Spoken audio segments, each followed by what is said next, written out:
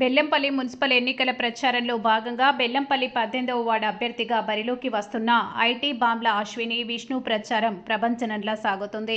వార్డులోని పలు బస్తీల్లో ఆమె నిర్వహించిన పాదయాత్రకు ప్రజల నుంచి అపూర్వ స్పందన లభించింది. అడుగడుగునా మహిళలు హారతులు పట్టి భారీ మెజార్టీతో గెలిపించుకుంటామని భరోసా ఇవ్వడంతో ఆమె ప్రచారం గెలుపు దిశగా దూసుకుపోతుంది. ఈ సందర్భంగా వార్డు సమగ్ర అభివృద్ధి కోసం 10 సూత్రాలతో కూడిన తన ప్రత్యేక ప్రణాళికను ఆమె ఓటర్ల ముందు తీసుకొచ్చారు. వార్డు రూపురేఖలు మార్చే లక్ష్యంలో ఐటీ బాంబ్ల అశ్విని విష్ణు పలు కీలక హామీలు ఇచ్చారు.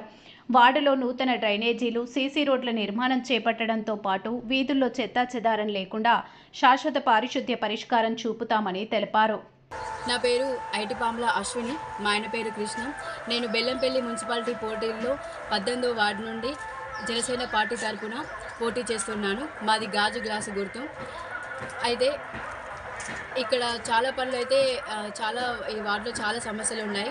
రోడ్డు సమస్య కానీ, మురికి కాలువలు కానీ, పంపులు కానీ, రేషన్ కార్డులు కానీ, అలాగే ఆధార్ కార్డులు కానీ, ఎలాంటి సమస్యలైనా చాలా ఉన్నాయి. సో మేము గెలిస్తే ఇవన్నీ చేస్తామని చెప్పి మేము ముందడుగు వేయడం జరిగింది. సో 18 వార్డు ప్రజలందరూ మమ్మల్ని గుర్తించి మీ విలువైన ఓటును మాకు వేయాలని నేను కోరుకుంటున్నాను. నా పేరు కృష్ణ. నేను గత 10 సంవత్సరాలుగా మన కాంట్రాక్టర్ బస్సు శిశుమన్ స్కూల్ ముందు మీ సేవ ద్వారా ప్రభుత్వ పథకాలన్నీ ప్రతి ఇంటికి చేరే విధంగా అయితే కృషి చేస్తున్నాను. సో మన వార్డులో చాలామందికి కూడా ప్రభుత్వ పథకాలు అయినా సామాజిక పథకాలు, కనీసం పెన్షన్, రేషన్ కూడా అందని పరిస్థితులు అయితే మనం ఉన్నాము. సో ఇది ఇంతకుముందున్న నాయకుల వైఫల్యం అని అయితే చెప్పాలి.